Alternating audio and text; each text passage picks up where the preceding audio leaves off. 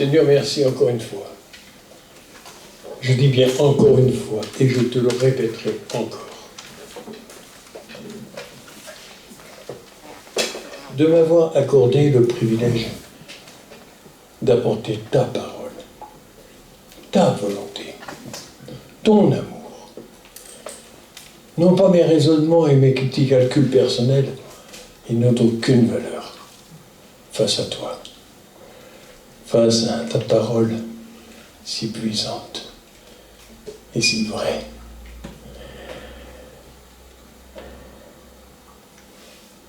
Le message que le Seigneur m'a confié, il m'a bouleversé, encore une fois, et il m'a bouleversé en profondeur parce que depuis plusieurs jours déjà, il m'a travaillé. Et quand un message vous est confié, croyez-moi, ça travaille à l'intérieur, hein, et pas seulement là-haut, hein, en bas aussi. Mais ça travaille d'une façon extraordinaire.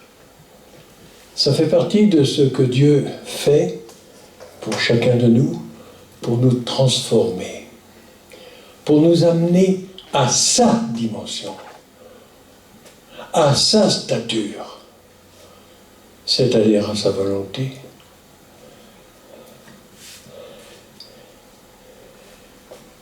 Le thème que le Seigneur a choisi ce matin, c'est, vous allez voir comme il fait bien les choses, et comme vous allez retrouver certaines paroles que vous avez déjà entendues depuis ce matin. Il s'agit d'un rendez-vous. Nous sommes tous venus ici, depuis le premier jour où nous sommes venus jusqu'à ce matin encore, parce que nous avons reçu de Dieu un rendez-vous pour y venir. Pour venir écouter sa voix, sa parole. Nous avons tous des rendez-vous.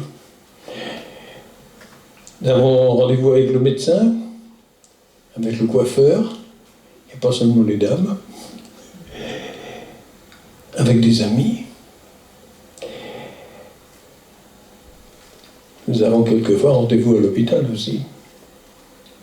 Des fois pour un examen tout simple ou compliqué, des fois beaucoup plus. Mais chaque fois, c'est un rendez-vous que Dieu fixe. Et dans chacun de ces rendez-vous, il a quelque chose à nous enseigner, à nous apprendre, à nous exhorter.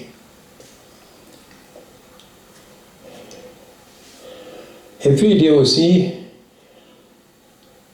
les réunions à l'église. Et ceci dans chacune des églises, toutes les églises existantes sur la terre. Toutes. Aucune ne peut échapper à ça. Que ce soit le culte du dimanche matin, que ce soit la réunion de prière du mercredi soir ou d'un autre jour dans d'autres assemblées, c'est possible. Que ce soit un vendredi soir, bien sûr. Le Seigneur fait bien les choses. Et il savait où le placer, celui-là. Il savait où le placer. Il nous connaît bien, tellement bien. Donc que ce soit pour un séminaire, ou un simple concert, ou quelque chose va se passer aussi. Chaque réunion dans l'Église est un rendez-vous.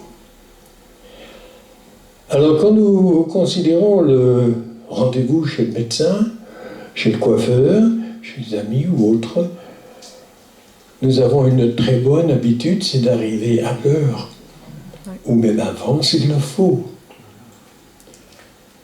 et d'aller jusqu'au bout, parce que nous voulons tout prendre ce que Dieu veut nous donner. Mais vraiment tout. Et quelquefois, le tout, c'est seulement un mot. Dis seulement un mot. Merci Seigneur, pour le mot que tu donnes ce matin. À chacun, à chacune. À chacun et chacune qui regardera la vidéo également. Et je voudrais prendre quelques exemples. Quelques exemples de rendez-vous que Dieu a placés. Dans Marc 16, au verset 7, c'est Jésus qui vient de ressusciter. Et les femmes sont venues. Et il leur dit, allez dire à ses disciples et à Pierre qu'il vous précède en Galilée. Là, vous le verrez comme il vous l'a dit. Oui, Jésus avait déjà placé ce rendez-vous dans le cœur et dans les oreilles de ses serviteurs. Mais il y a aussi une petite partie qui est un peu gênante quand on la lit, parce qu'on me dit toujours qu'il faut remettre dans son contexte un verset, et pas le sortir du contexte pour en faire un prétexte. C'est comme ça que les sectes sont nées et que les fausses doctrines sont répandues, par de mauvaises interprétations d'une seule petite parole sortie du contexte.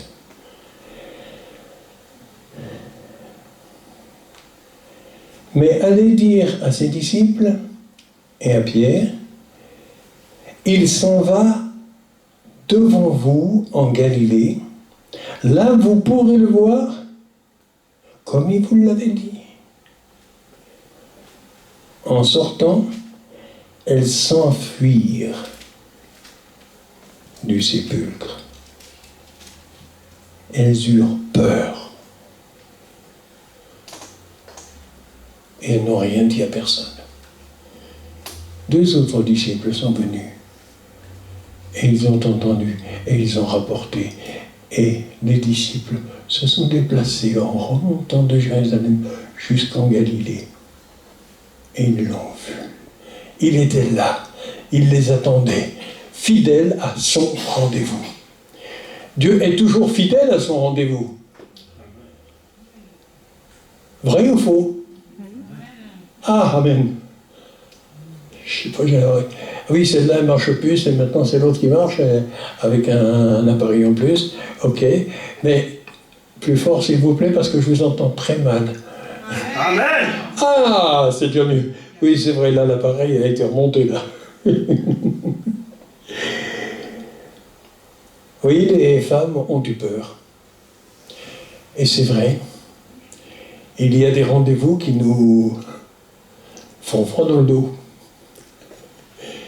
Il y a des rendez-vous auxquels on n'a peut-être pas envie, et là je ne juge pas. Je ne juge pas du tout, ni ceux qui arrivent plus tard, ni ceux qui arrivent au milieu et qui repartent avant la fin, ni ceux qui ne viennent pas du tout, comme il y en a souvent chez nous, malheureusement. Si tous les absents de cette assemblée étaient présents ce matin, on n'aurait plus assez de place. Si tous ceux qui avaient promis de venir, de entendre le rendez-vous et dire oui, je viendrai, si tous étaient là, on n'aurait vraiment pas assez de place, il faudrait un local beaucoup plus grand. Et ça, c'est une parole que Dieu retient.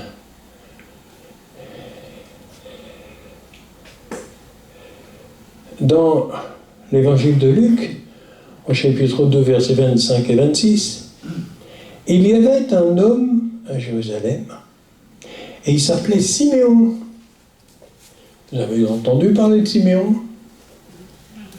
Oui, vous l'avez même peut-être vu en vidéo dans la vie de Jésus. Oui. Il attendait la consolation d'Israël, et l'Esprit Saint était sur lui. Il avait été divinement averti par le Saint-Esprit qu'il ne mourrait pas avant d'avoir vu le Christ, le Seigneur. Le Saint-Esprit avait déjà placé un rendez-vous à cet homme pour venir voir Jésus bébé, petit. Avant de mourir, il voulait le voir.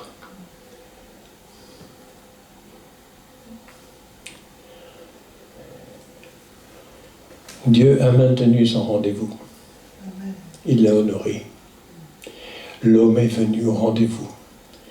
Il n'a pas été déçu. Il l'a vu. Il pouvait partir en paix et le retrouver plus loin.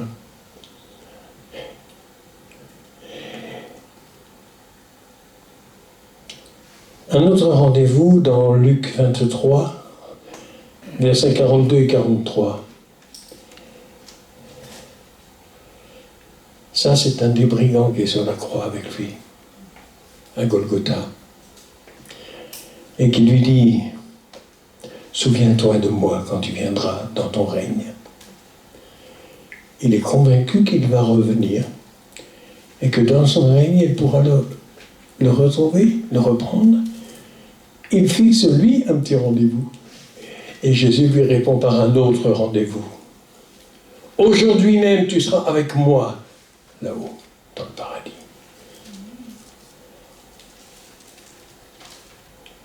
C'est surprenant, n'est-ce pas? Surprenant d'entendre que Jésus fixe un rendez-vous déjà dans l'éternité, déjà au-delà.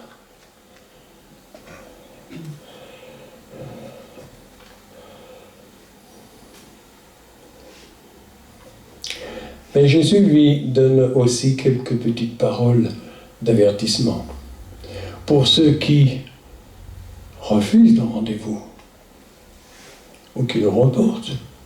Viens un autre jour, je ne suis pas libre ce jour-là. Quiconque aura honte de moi et de mes paroles au milieu de cette génération adultère et pécheresse, génération adultère et pécheresse, ça veut dire quoi ça? Le journal de ce matin peut-être, c'est possible. L'actualité d'aujourd'hui. La fin des temps, les temps de la fin. On y est depuis très longtemps déjà. Ce verset-là, il se trouve dans Marc 8, au verset 38. Car quiconque aura honte de moi et de mes paroles au milieu de cette génération adultère et pécheresse, le Fils de l'homme, Jésus, aura aussi honte de lui quand il viendra dans la gloire de son Père avec les saints anges.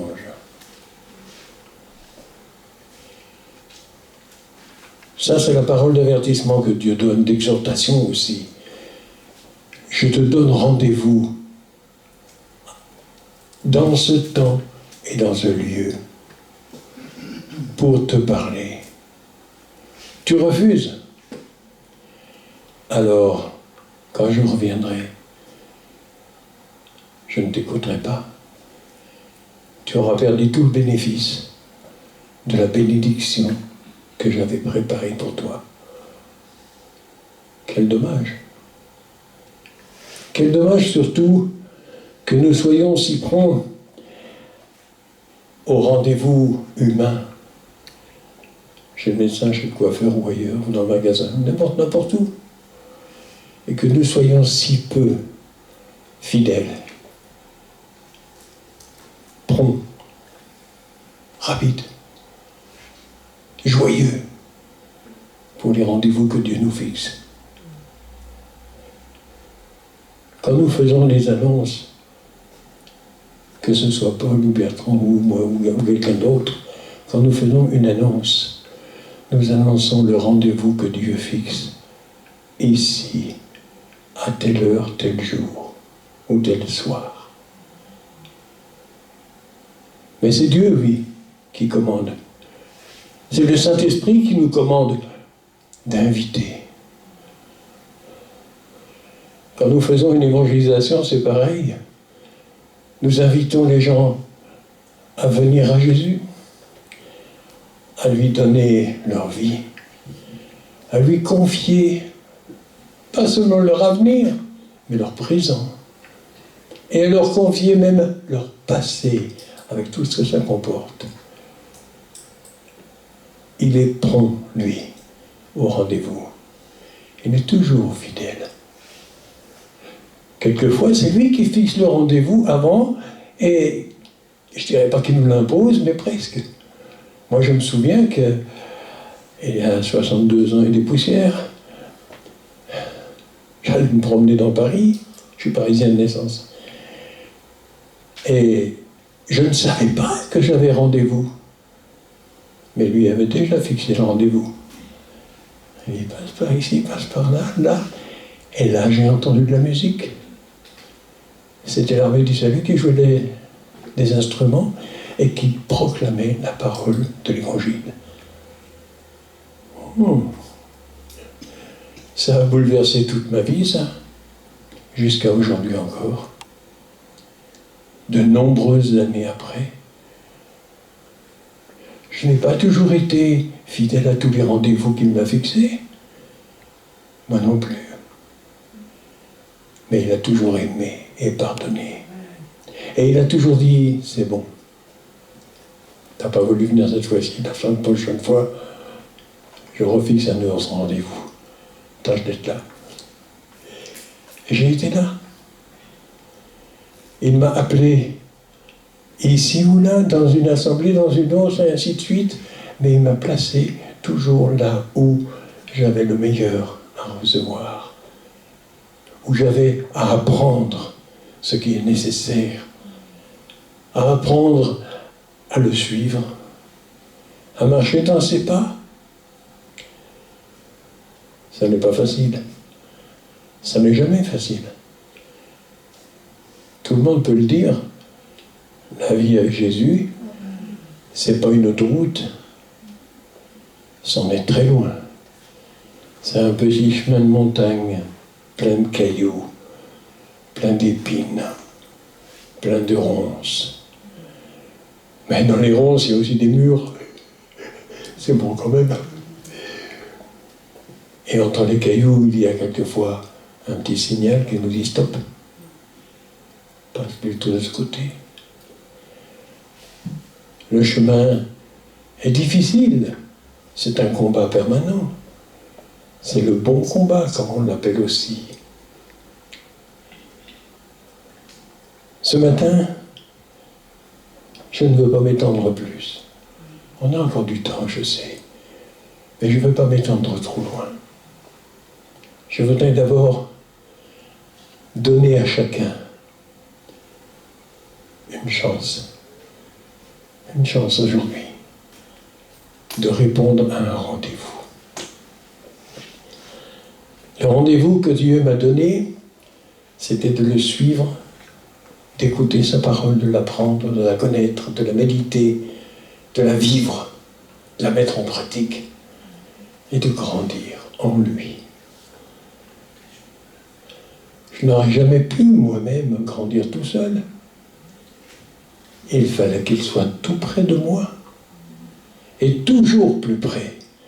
Et plus on se rapproche de sa parole, plus on l'écoute, plus on la médite, plus on la pratique, et plus on se rapproche de lui et on le sent.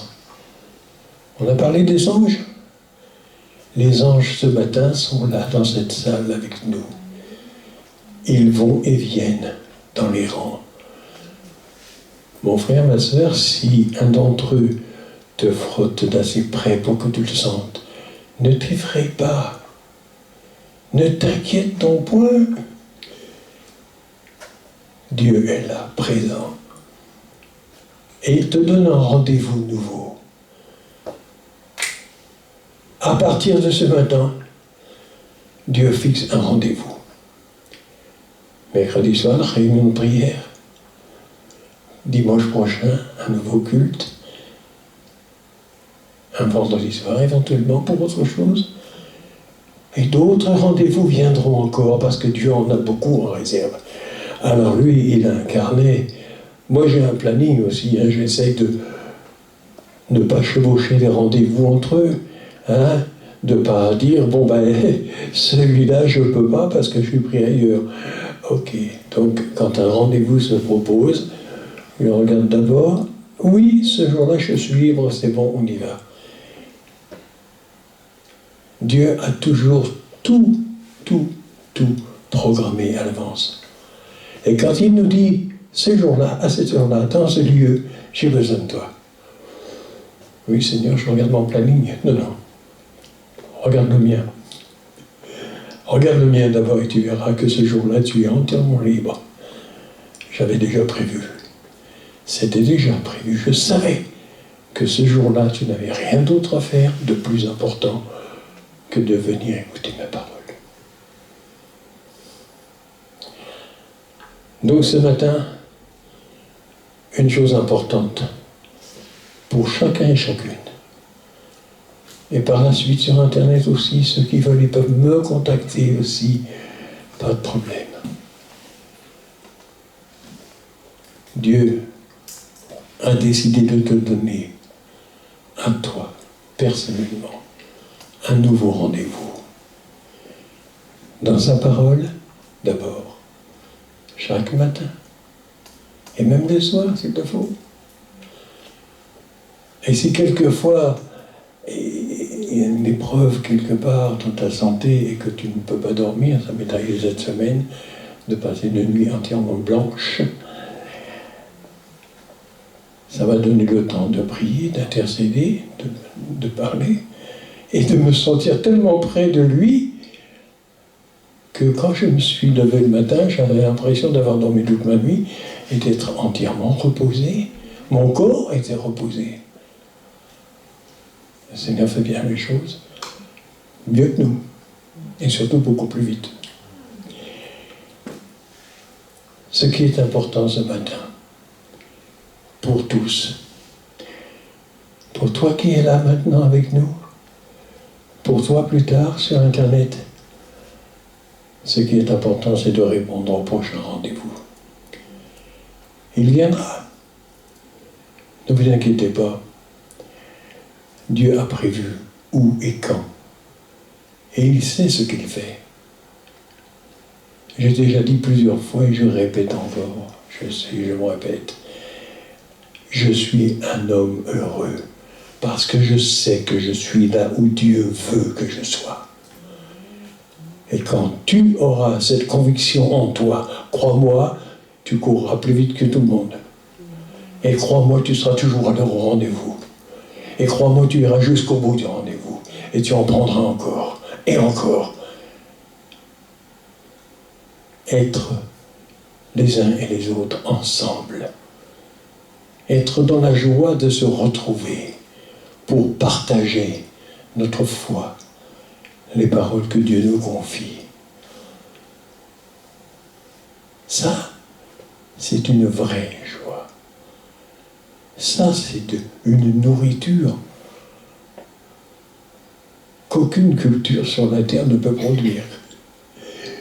Que ce soit dans les champs ou dans mon jardin, on ne trouve pas ça. Mais dans la parole, on trouve ça. Dans la parole, il y a chaque mot qui est utile. Pour moi, pour toi.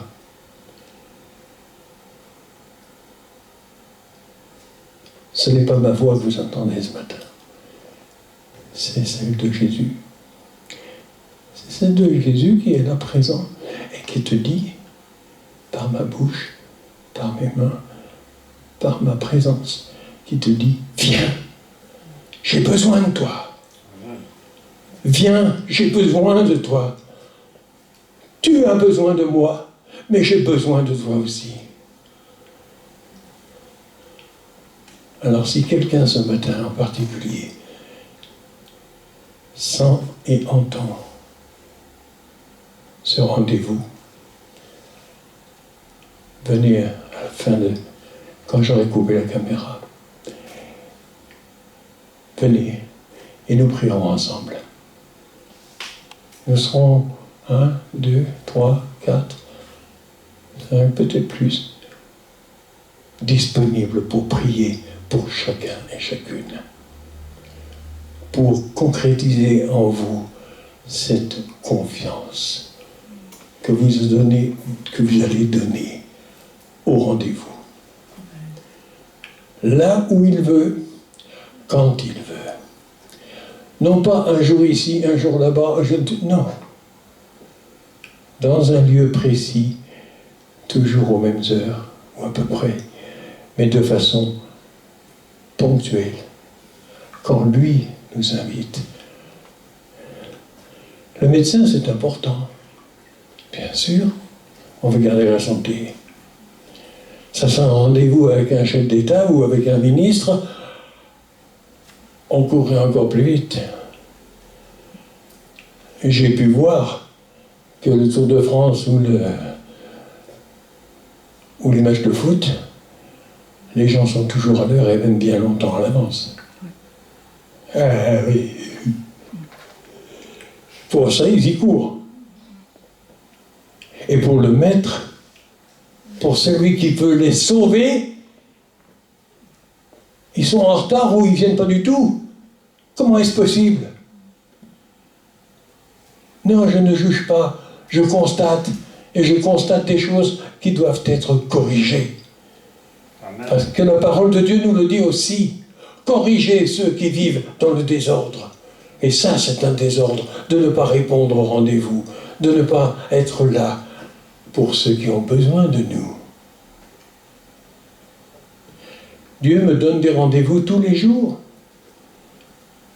Le matin, de bonne heure, nous avons une voisine qui ne peut pas se lever parce qu'elle est au fond de son lit. C'est un lit médical, il faut aller la relever. Il y a quelqu'un qui vient le faire. Il faut lui monter son journal parce qu'elle ne peut pas descendre les 3 étages pour aller le chercher. Hein? Le soir, il faut lui remonter la barrière, il faut s'en occuper. C'est un des rendez-vous que Dieu nous a donnés.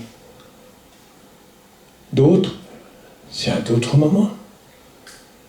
Une de mes voisines est venue sonner à notre porte, pleurant, bouleversée, parce qu'elle avait perdu son chat. Sa seule compagnie, son pauvre chat. Un chat magnifique, je l'ai vu. Pour elle, c'était un événement extraordinaire. C'est un bouleversement total de sa vie.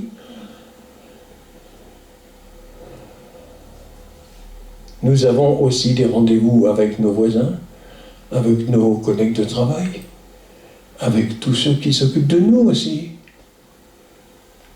Si nous avons besoin d'une infirmière pour venir à la maison, nous avons des rendez-vous. Et nous sommes toujours disponibles, et elle aussi. Quand j'ai travaillé dans les ambulances, on fixait des rendez-vous, et quand on allait chercher la personne, il fallait qu'elle soit prête, hein, parce que il y en a d'autres qui attendent, hein. Et la personne, elle comptait sur nous. Nous comptions les uns sur les autres. Et nous, frères et sœurs, est-ce que nous ne comptons pas autant les uns sur les autres, et les uns pour les autres? Rappelons-nous une parole précieuse que nous connaissons tous très bien, que Jésus nous avait donnée. Aimez-vous les uns les autres. C'est quoi ça? C'est quoi s'aimer les uns les autres? C'est prendre soin les uns des autres. Et si nous ne sommes pas présents pour ça, on ne peut pas prendre soin d'une personne qui est absente. C'est pas facile, hein? On peut toujours prier, bien sûr, mais c'est pas la même chose. Nous avons besoin de la présence ensemble. Parce que Jésus a construit son Église. Moi, je suis un petit peu agacé quand on me parle des églises, parce que pour moi, il n'y en a qu'une. C'est l'Église de Jésus. Celle que lui-même, dans la parole, il a construit, il a bâti. Nous sommes, nous, des pierres vivantes de son Église, avec toutes les assemblées qu'il y a ici à Colmar, qu'il y a aussi à Mulhouse, qu'il y a aussi dans les Cévennes, qu'il y a partout dans le monde, et même dans des pays où on les persécute à outrance, où on leur interdit de parler, et surtout de prononcer le nom de Jésus. On détruit les églises dans certains pays actuellement. Est-ce que nous sommes informés et conscients que plusieurs d'entre nous dans le monde n'ont plus aucune liberté? Mais vraiment aucune. Dans certains pays où, en plus, on leur oblige à adorer des idoles. On les pousse. On leur fait un petit lavage de cerveau pour évacuer un petit peu ce qu'ils ont appris avant. Tout cela est très dur. Mais tout cela, Jésus, il a tout prévu. Et c'est pour ça que jour après jour, minute après minute, au cours de notre vie, il a toujours son calepin là, et il a toujours un rendez-vous pour toi et moi. Maintenant, on a encore un petit peu de temps. Ce petit peu de temps, on va le passer simplement à prier les uns pour les autres. À prier, c'est-à-dire à parler ensemble avec Jésus pour lui demander d'intervenir maintenant pour changer ce qui se passe là-haut dans l'ordinateur. Le disque dur, il commence à être un peu trop rempli de choses inutiles. Il faut en évacuer. Et il faut répondre au rendez-vous. À tous ces rendez-vous. Parce que tous les rendez-vous que Dieu donnera sont de bons rendez-vous. Il les a tous programmés d'avance. Et il nous a donné, avant notre naissance, la capacité, le pouvoir d'accomplir sa parole. C'est difficile d'accomplir toute la parole et de la mettre en pratique? Moi je dis non. Non? Ça ne dépend pas d'une difficulté quelconque. Ça dépend de ce que moi je décide de faire. Si je décide de, oui, la mettre en pratique, quel que soit le prix, ok, on y va. Sinon, j'aurais loupé le meilleur. Beaucoup ont loupé le meilleur. Mais Jésus donnera encore des rendez-vous. Ce matin, il te donne un rendez-vous avec lui, en prière, avec lui, dans un lieu, un endroit, selon une invitation qui tombe, ici même, aussi, régulièrement. Restons fidèles. Fidèles à sa parole, fidèles à son amour, fidèles à nos serments. Nous avons, je n'irais pas prêté serment, mais presque, on a promis, Jésus, je te suivrai, je t'abandonne tout. Alors passons à la pratique.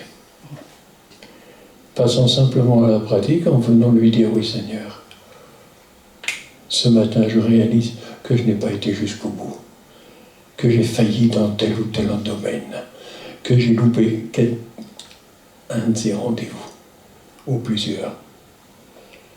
Mais maintenant, je prends cette décision de venir à chacun de tes rendez-vous.